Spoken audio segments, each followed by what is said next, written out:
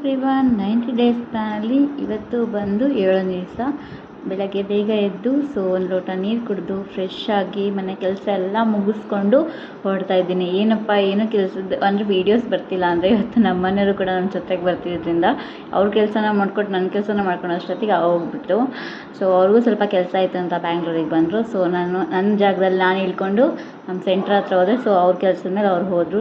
ಬಂದು ಸ್ಟಾರ್ಟ್ ಆಗಿತ್ತು. ಫಸ್ಟಾಗಿ ಒಂದು ಫ್ರೆಶ್ನ ಕುಡಿತಾ ಇವತ್ತು ಟಾಪಿಕ್ ಬಂದು ನಮಗೆ ಟಾಪಿಕ್ ಅಂತ ಏನಿರಲಿಲ್ಲ. ಯಾಕೆಂದರೆ ಇವತ್ತು ಟ್ರೈನಿಂಗ್ ಇತ್ತು. ಟ್ರೈನಿಂಗ್ ಟೈಮ್ ಆಗುತ್ತೆ ಅಂತ ಹೊರಟ್ವಿ. ಅಲ್ಲಿಂದ ಬಸ್ ಹತ್ಕೊಂಡು ಸೀದಾ ಟ್ರೈನಿಂಗ್ ಹಾಲ್ ಹತ್ರ ಹೋದ್ವಿ.